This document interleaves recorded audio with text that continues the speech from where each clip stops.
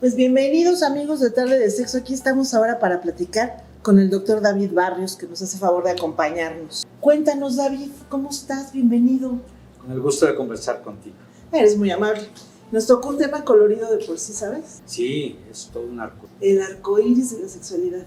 Y quisiéramos empezar por lo más básico, que resulta como muy complejo. No alcanzo a entender cómo nos hacemos tantas bolas, ¿no? Entre género, identidad y orientación erótico-afectiva. ¿Cuál es la diferencia entre una cosa y la otra? Bueno, lo primero que es importante subrayar es que la diversidad sexual nos da riqueza, que hay una enorme variedad de modos de estar, actuar en relación con la sexualidad, y que también esa diversidad nos dota de identidad. Okay. Yo sé quién soy por lo que pienso de ti, el público que nos hace visión, no tanto por lo que me parezco, que es mucho, hasta por genoma humano se diferencio. Claro. Pues la diversidad nos dota de riqueza y también de identidad. Sabemos quiénes somos por ello. Y contestando a tu pregunta, el cuestionamiento general sería: ¿quién soy yo en la esfera sexual?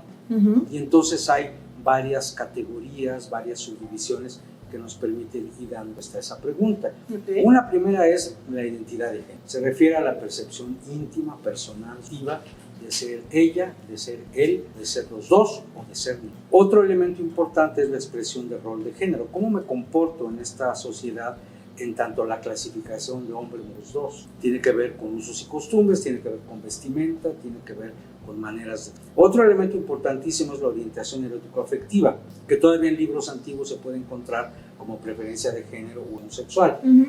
Y se refiere a quién me atrae, de quién me enamoro, con quién me erotizo, a quién soy capaz de amar. Ellas, ellos, ella. Y por último, pero no menos importante, creo que es fundamental también considerar la movilidad sexual. Los modos muy individuales, muy creativos, por cierto, la mayoría de las veces, acerca de la manera de erotizarse. Las manifestaciones de la diversidad sexual son independientes de la identidad de género, orientación erótico-afectiva e incluso de la rol de...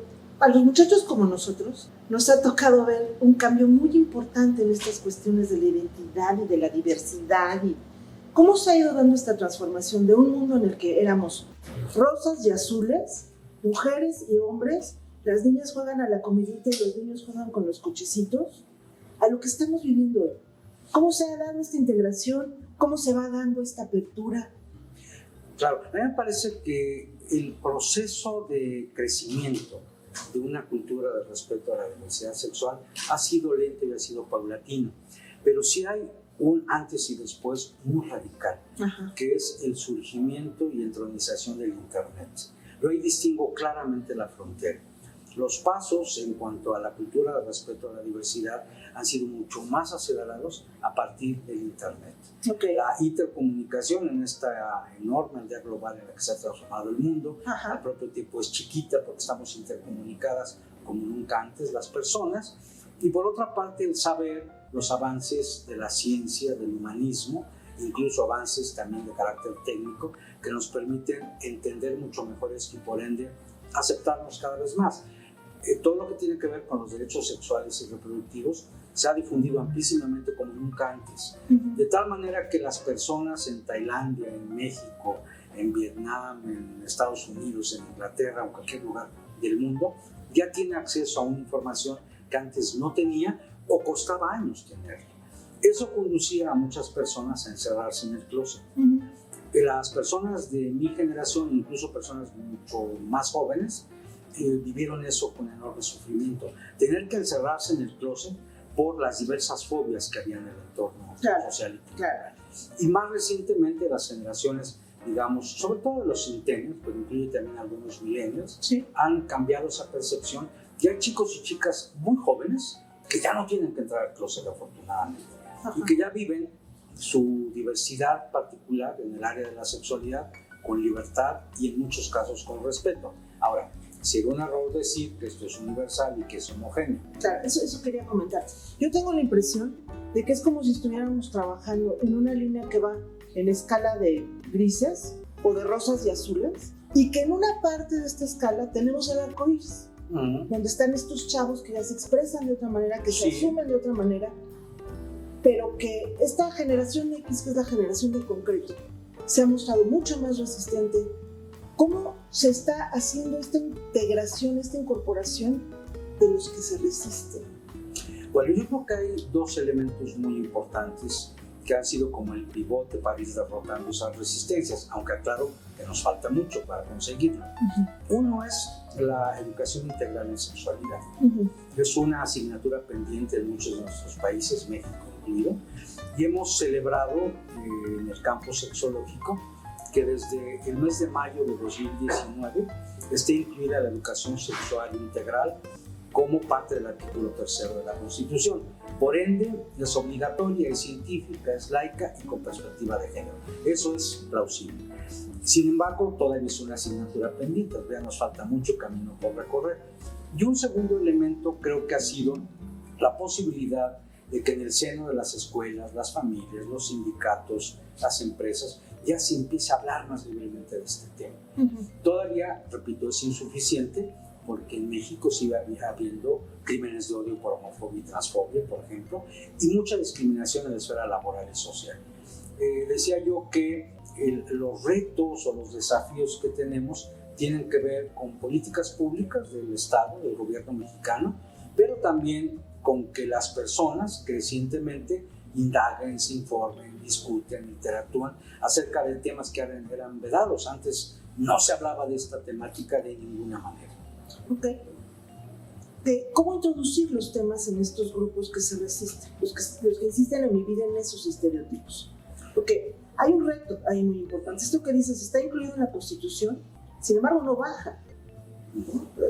La labor, el compromiso, la misión que tendríamos todos los que participamos de este punto de vista que tiene que ver con la educación para la sexualidad, tenemos una tarea importantísima. ¿Qué hay que hacer para que baje, para que la ignorancia disminuya? Sí, bueno, hay un elemento muy importante. Hay que contender versus el conservadurismo. El conservadurismo de derecha, de izquierda, el conservadurismo pseudo-religioso y muchas otras maneras de contener la verdad científica acerca de la diversidad sexual. Y esto incluye a la sociedad en su conjunto. Me parece que es importante que crecientemente se discutan, se hablen sobre estos temas con entera libertad. Los medios de comunicación social también tienen una tarea histórica muy importante que ha sido postergada, porque de pronto vemos en la tele y a veces también en internet, pues información a veces valiosa, pero también mucha basura, en el sentido de información tergiversada, generalmente fóbica, basada en estereotipos, en creencias y en mitos falaces. También hay mitos verdaderos.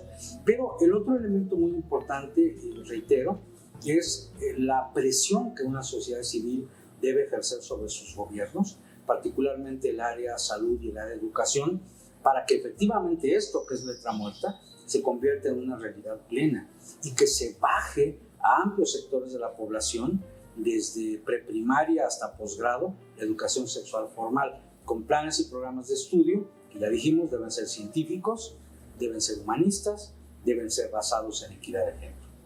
A mí me llama la atención esto que dices ahorita de los medios, esta cuestión que hacen ahora donde parece que hubiera la necesidad de la televisión pública de incluir la cuota de diversidad.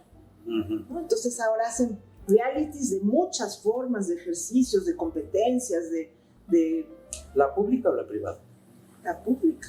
Bueno, no, me refiero a canales públicos, pero si es televisión, son las cadenas privadas que hacen televisión abierta. Claro. ¿Sí? Estos canales que hacen televisión abierta ahora parece que tienen una cuota de diversidad.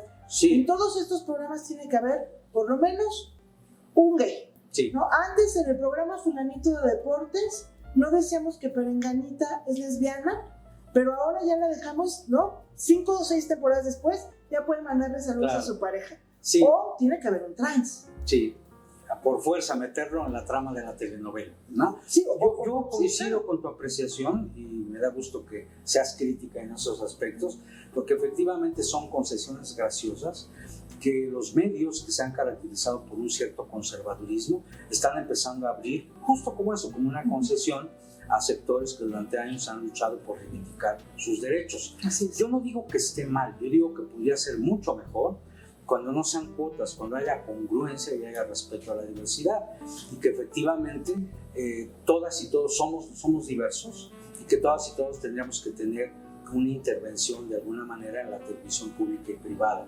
especialmente en los canales abiertos. Me refiero al hecho de que en historias de lo cotidiano, en telenovelas, en programas de discusión y debate, en los noticiarios, el amplísimo público, ya dije que somos todos, de la diversidad sexual, tengamos alguna participación y algo que decir. Y sobre todo, Maru, no caer en estereotipos, porque de pronto yo sigo viendo en la tele abierta, que se caen en estereotipos. Es decir, el hombre homosexual tiene que ser afeminado. Claro. La mujer trans tiene que ser hombruna. La persona que asume su libertad sexual tiene que ser muy cogeloncita o congeloncito, como decimos en el promiscuo y depravado, ¿no? Así es.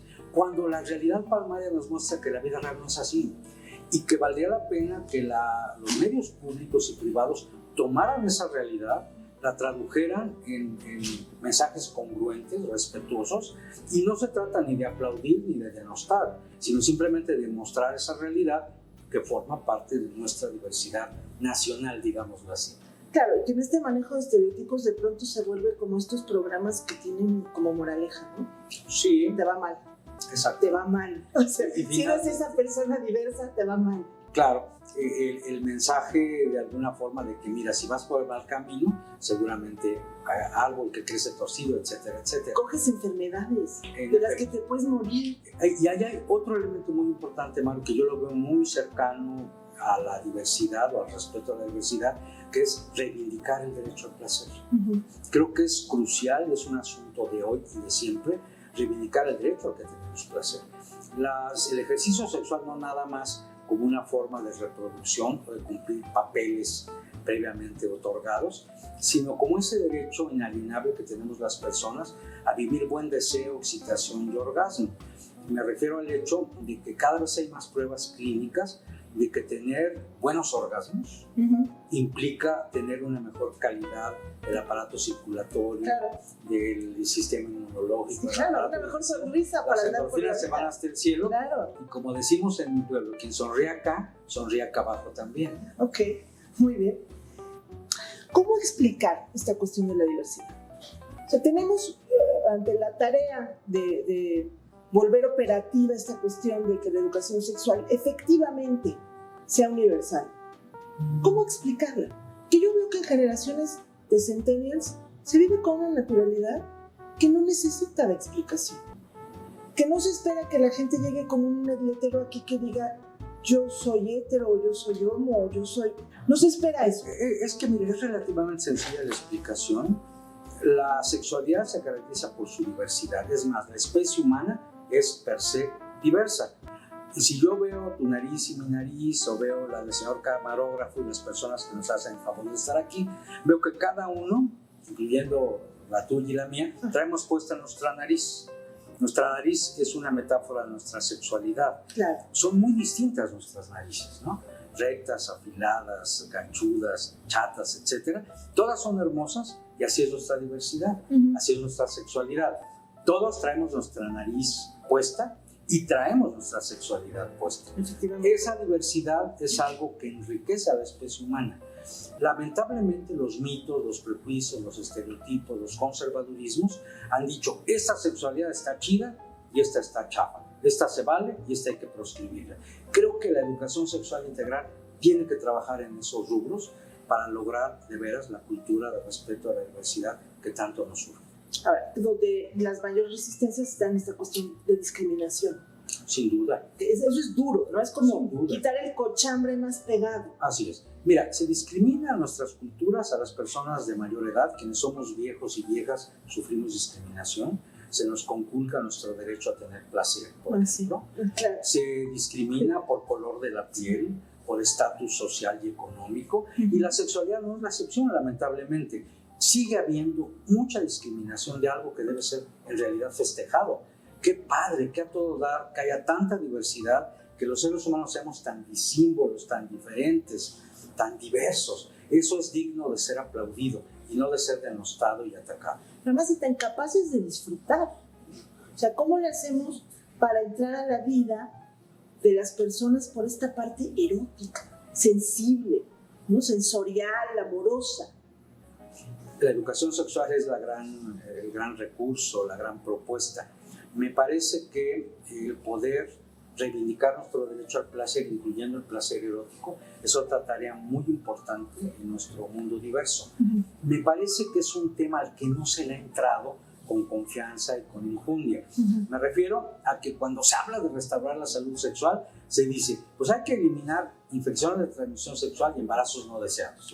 ¿No? O hay que suprimir, lo cual es muy urgente, las agresiones sexuales hacia las personas. Urgentísimo.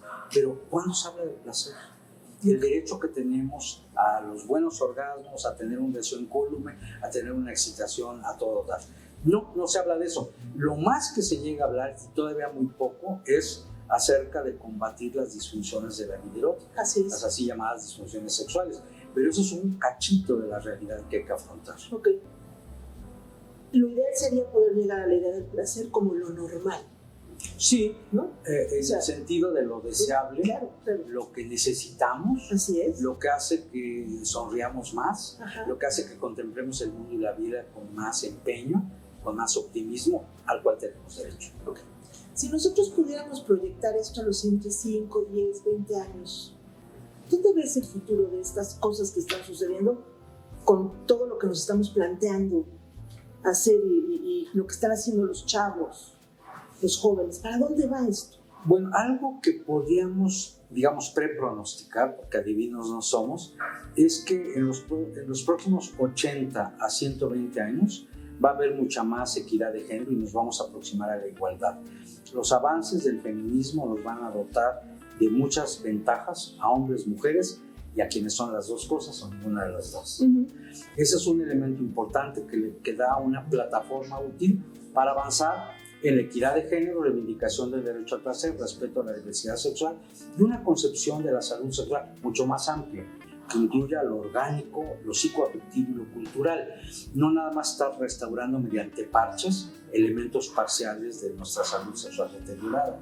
Eso creo que vamos a avanzar, pero reitero, se requiere que las personas participen, se requiere que los estados y los gobiernos se comprometan y que la propia sociedad de un pueblo participe, porque si se mantiene una actitud pasiva o receptiva esperando la educación sexual como un maná caído del cielo, pues podemos esperar mucho más de 120, 130 o 150 años. Yo sigo siendo optimista, Maru.